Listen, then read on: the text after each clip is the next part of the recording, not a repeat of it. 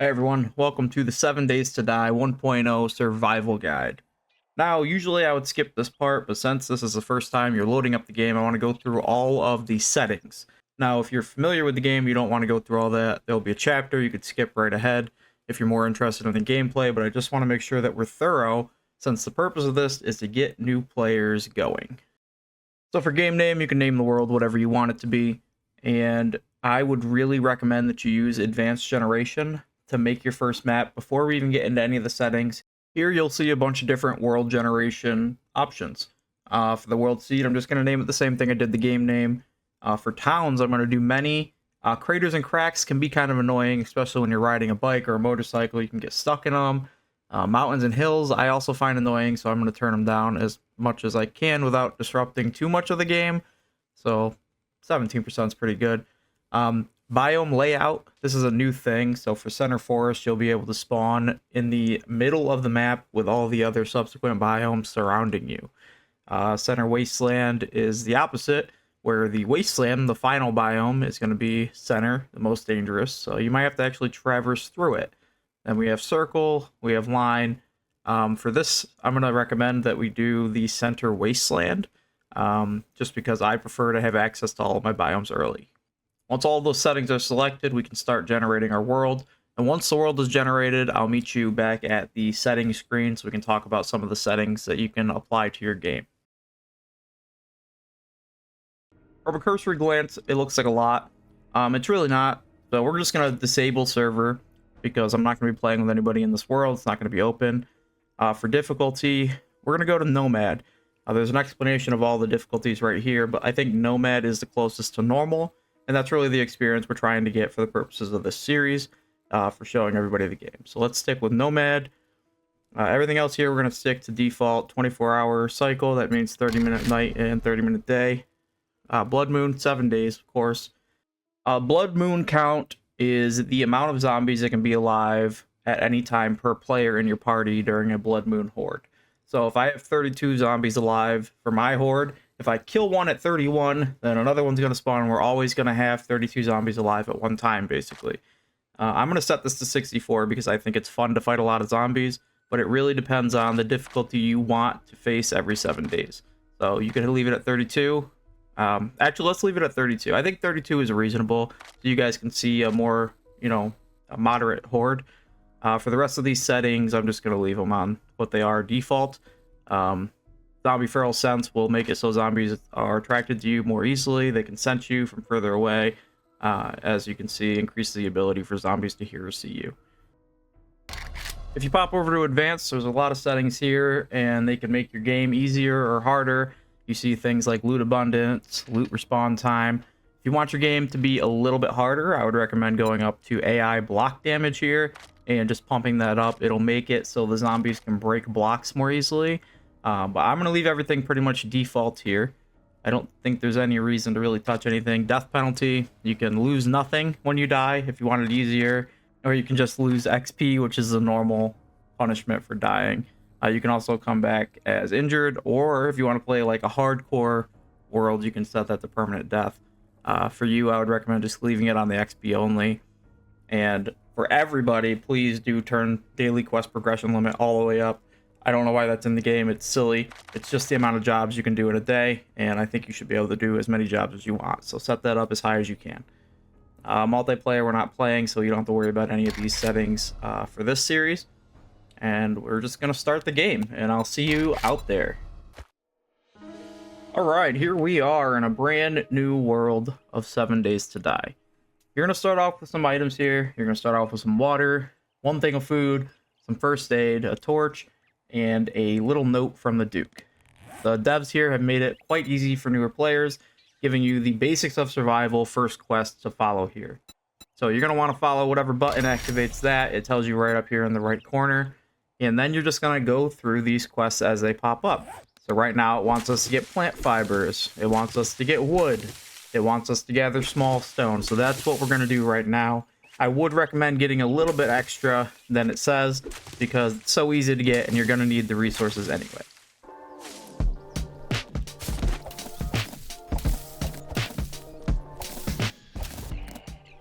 Okay, once that's done, you're gonna have the quest to craft a stone axe. For me, it's tab to open my crafting menu. For you, it might be a different button if you're playing on console. So just keep in mind the button is gonna be right there in that top right corner. And I'm just gonna follow these as they come up. We got this note from the Duke. We can throw it away. We don't need that. I'm just gonna harvest up some trees, get some stone. I'm gonna knock this whole tree down because, like I said, it's good to have an excess of resources. You are going to need them.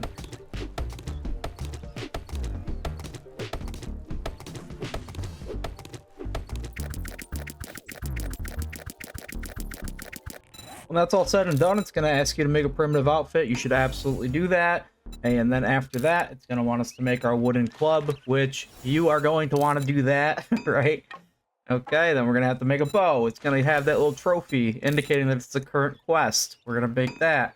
We're going to make some stone arrows. You saw me pick up some feathers earlier out of the bird nest. We absolutely want to make as many as we can. And this should be it for the starter quest.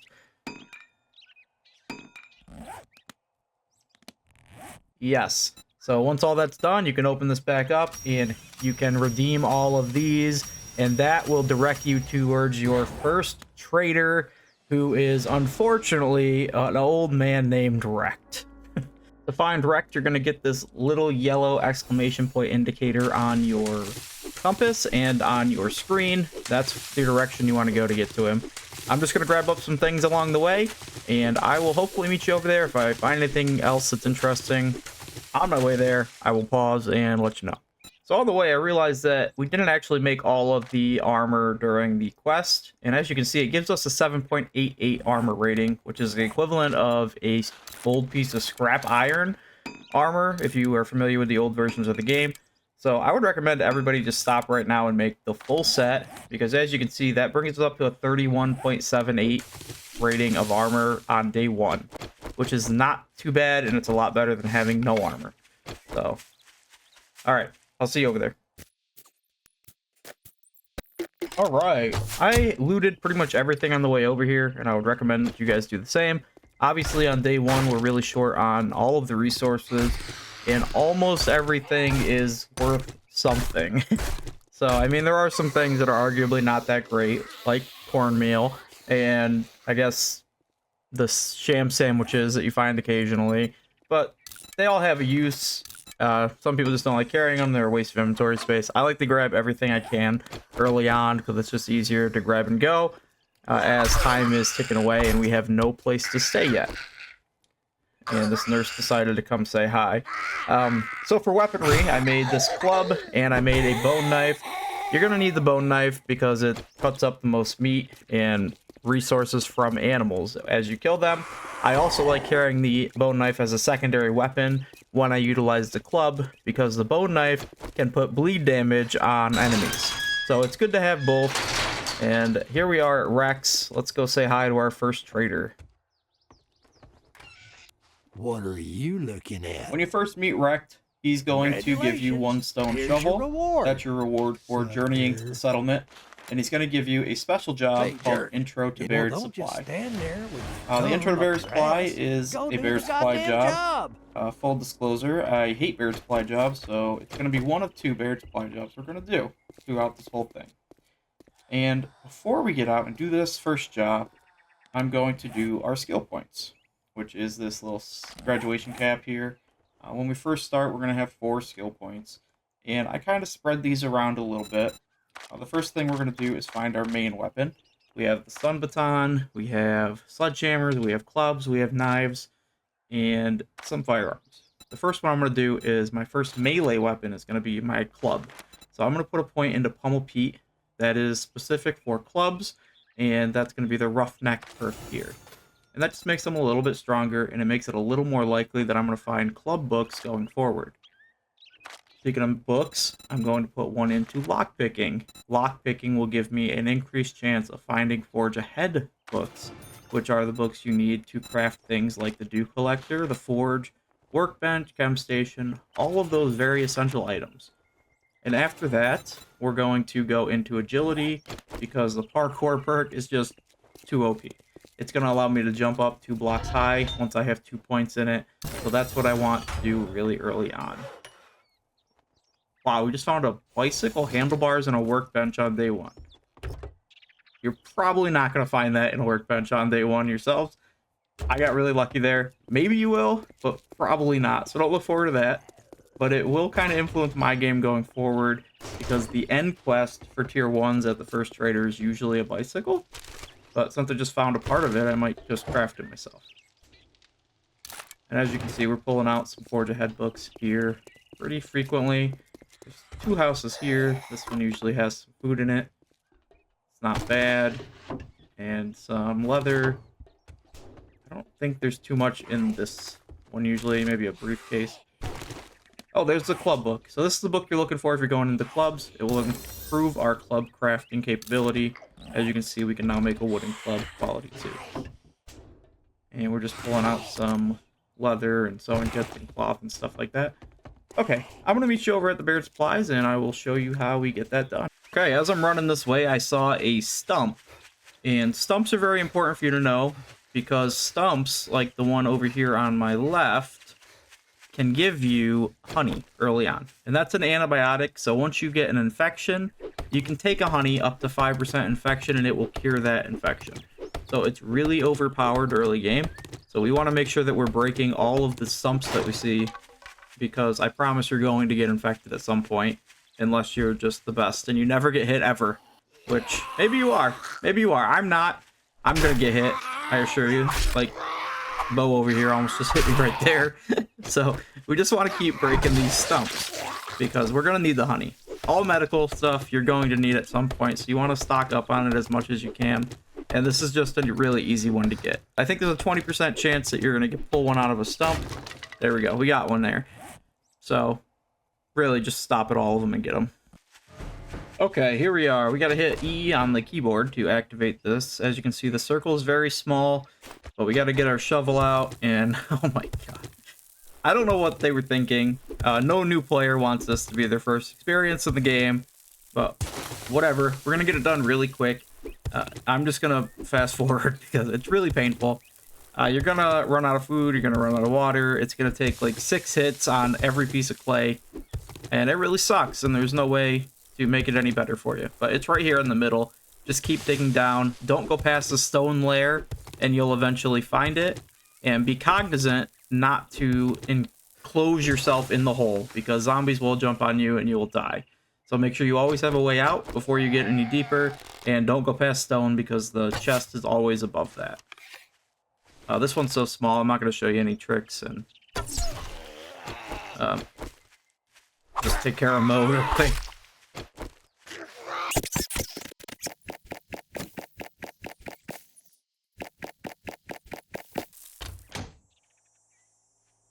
What the? As you can see, you don't get very much from doing Baird Supply job, especially not that one. You can get food and water, but it's not great. Oh, the reward for that is one of these weapons. I'm going to pick the shotgun because I'm going to be speccing into the strength tree more than anything. And we can pick up a real job right now, but it's not my priority. So we'll take the Powell Residence. That's a tier 1 clear. Actually, there's a fetch. Fetches are faster, so we'll take the Crow Residence fetch. We can come in and claim some of these rewards. We just get as we play. I don't really pay attention too much to these. Maybe the top 3 in the first tree I will make an effort to do. The rest of them I just kind of wait until the game takes me there. But we're going to do something else. We're not going to do a job right now. It's not my priority. For this series, I don't want to rush things. I want to take it slow. And right now, I want a place to stay. So more important than me just rushing to tier 2 quests or tier 3 quests, I'm going to actually do this place right here, Jericho Ranch, which I believe is a tier 2 job. But we're not doing it as a job. We're just going to do it because I need a place to stay. It's close to the trader. So I think it's a good place to start. I'm confident in my skill level that I can take on this tier 2 right now. If I die, forget that I said that, but I think I could do it. So I'm going to do this. I'm going to make a base here. I'm going to set some storage in here. I'm going to have this to be my place that I'm safe. And I think you should kind of consider that too. Some people just kind of make a base next to the trader. They just put a little platform or what have you. I like to have a place to put my stuff down. So it's really up to you. But for me, this is my priority. And we'll get some decent loot in a tier 2 job. if you're confident enough to go and try it.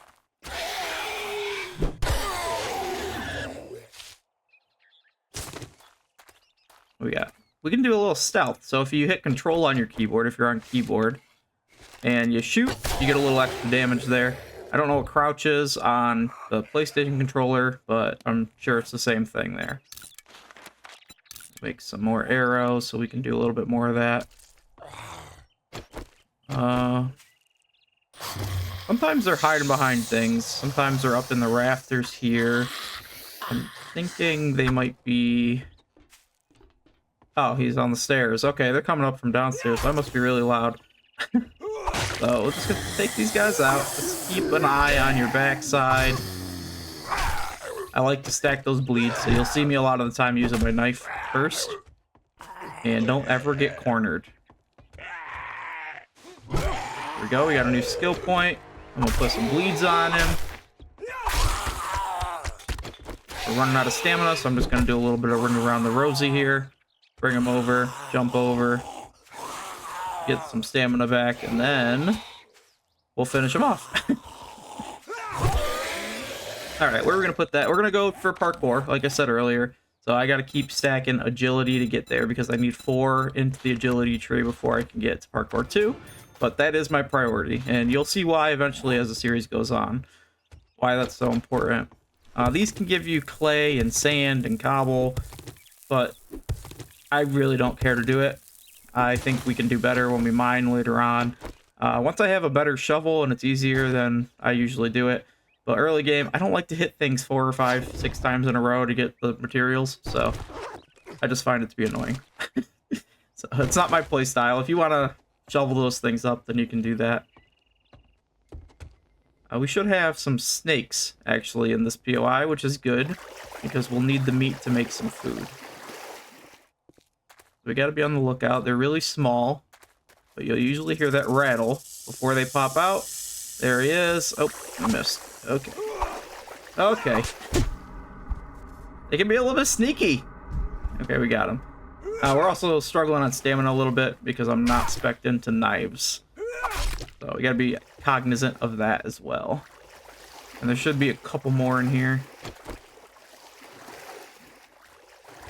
Just listen for that hiss. Okay. Zombies. Oh, there he is. Okay, there's one. I hear another. I think. Yep, there he is. Alright. That was easy now. See? It's all good. I just gotta remember I'm not using knives. I usually play with agility. So, club's a little different, but I think it's better for early game players just because so many mods can go in the club later on, and it's really easy to use. So I know something you probably won't know, and that is that there's probably quite a few zombies in here. So how do we want to play this? Okay, I was going to do stealth, but I'm apparently very loud. I'm not sure why that is. Maybe it's the armor. I would have to look into that. But for Big Mama, at least, because she is a pain in the butt with her HP, we're going to make some spike traps. I think it'll help just take her out a little faster. Just make sure that you're not running into spikes if you put these down. I'm just going to put a couple in here. Try to guide her into it. There we go. We got her once. More for Big Mama. Hopefully we can get her before she gets down here. She's kind of slow, so I think we'll get it. So I'm just going to block this whole thing. Just like this. And now, when Big Mama gets her big booty down here, because the fatter you are, the more health you have for 7 days to die. So, she's very slow. But it's... Okay, we got a zombie breaking in over here, too. I've never seen that before. I guess they're just digging down. Okay. That's interesting. Alright, as you can see, Big Mama's now stuck in the spikes. Okay, there we go. Get her in the head.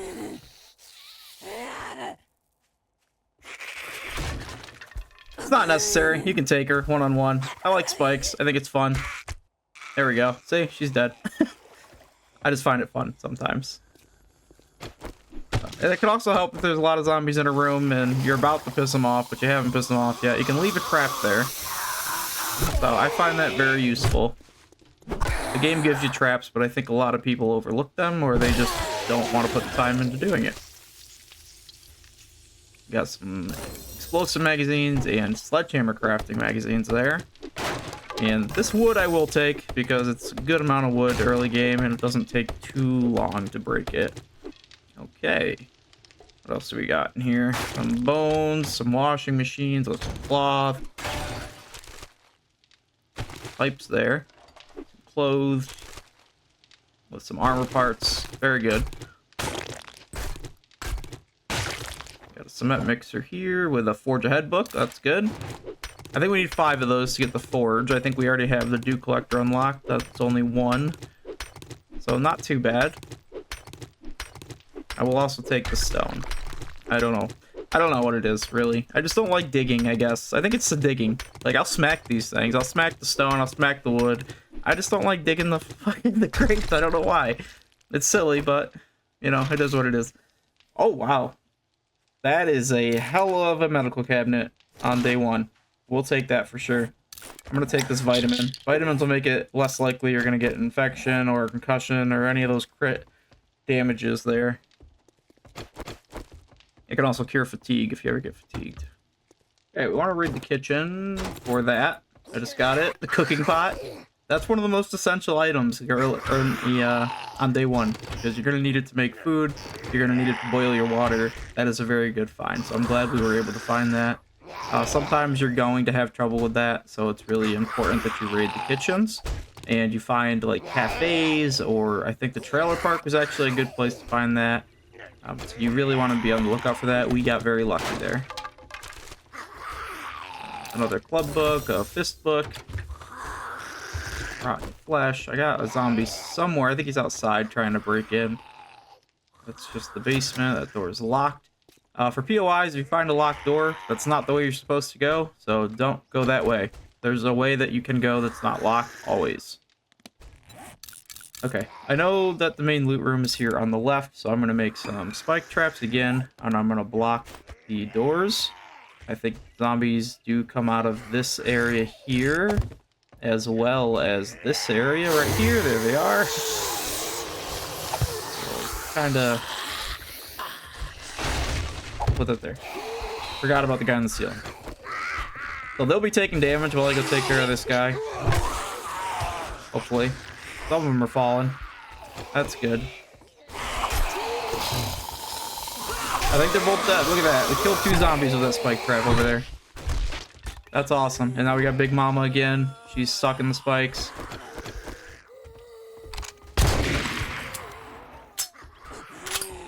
Oh, oh, oh. Bad time, bad time, bad time. There we go. Ah, you just couldn't fall. Alright. Not too bad. Not too bad. There we go. See, Big Mama took a lot of damage because she has a lot of HP. Those spike traps really do help. You just got to make sure that you don't run into them because they also take a lot of your health. Okay, we got a little clothes pile here. With more cloth, murky water, and the main loot should be in this back room here. Yep, here we go. So each POI is going to have some progressively better loot. We got the mags there for medicine. Tier 3s will have better, but you're going to need lockpicks for the chest, or a good enough tool to break the chest open. Tier 2 has that trunk there, so it's not too hard. So if you want to go through Tier 2s and you don't want to bother with jobs, that's also an option. The weighted head mod I just put on my club gives you an increased chance to stun or slow victims. So we want to get that on the club as soon as we can. Okay, we got a cooking book there, and wow, we just found a hobo stew. That gives you 64 food, 32 health, and some water. That is a very, very good find. So we'll save that. We could eat that. We're a little hungry and a little thirsty and a little hurt. Let's make some storage, put some stuff away, and then we'll eat up here. We're gonna be staying here. This is the primary reason I wanted to do this. So we'll have somewhere safe tonight when zombies start running and ferals start coming out. It's a little more challenging to be out and about at nighttime, especially on day 1. When you don't have a lot of gear. We'll clean it up a little bit. But for now, let's just throw some chests in here. You can label these chests whatever you want to label them. I have my own kind of... Hold on, I'm being interrupted.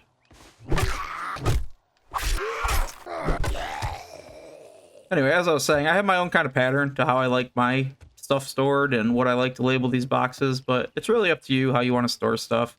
How I like to do it is I'm going to name one of these food and beverages, probably. I'll put my food and my bevs. So I'm just going to go through my storage. This isn't really anything. You can store things however you want. So it's really up to you, this part. Alright, there we go. That's kind of how I like to do it.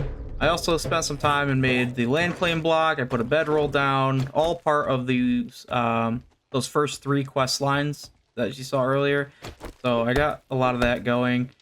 And I think we have some time in the day. So I think we're going to go and do that tier 1 job over at, what is it? The Powell residence?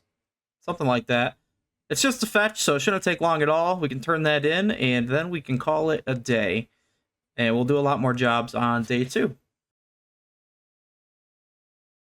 Okay, I don't think I mentioned this earlier, but you want to search all of the mailboxes and all the workbench stuff that you can find. There's a really high chance of you getting a magazine from any mailbox, and there's a high chance of Forge Ahead books, specifically in the workbenches and the cement mixers you find throughout the world. So every time you see a mailbox like this, just open it. I'm getting really unlucky and getting a lot of paper, but it's really important that you do that. Right. There's some sneaky ammo right here that I know of.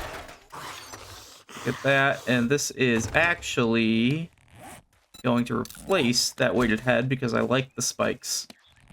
And that gives you a chance to break armor, so it's really good against like soldiers and bikers and stuff like that. So we'll keep this for now. And I'm getting hit from behind. I thought he was dead.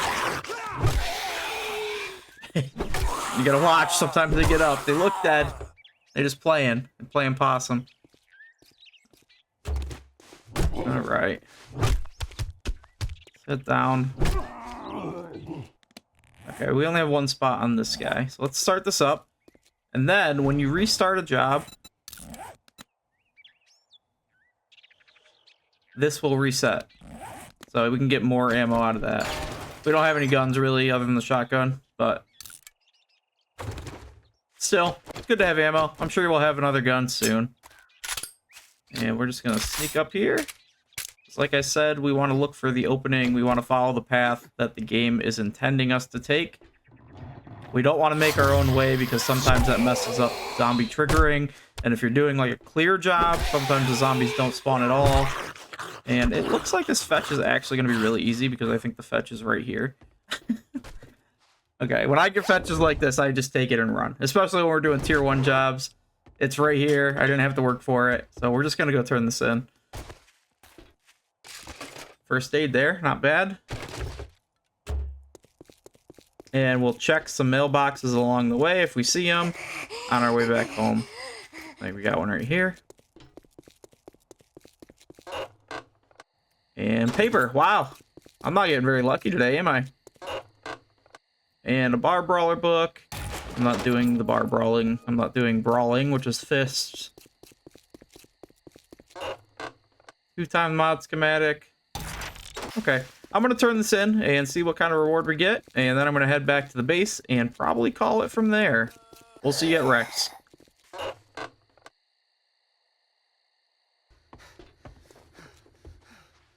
At least okay, we got some options here. We got a jar of honey, cobblestone. I think I'm going to take the Molotov. So we're going to get those just because they're kind of the most expensive, and they'll be kind of helpful on Horde Night. And we'll take mausoleums for tomorrow. Other than that, I'm going to go straighten up the base, I think. I got some stuff stored away in here. I'm going to put that in our storage. I'm going to break the stairs out at the base. I'm going to secure it a little bit. Nothing crazy. Anything crazy we'll talk about in the next episode. I hope you guys did learn something from this. It's been a while since I've been on YouTube, so if you have any recommendations, please do leave some comments down below.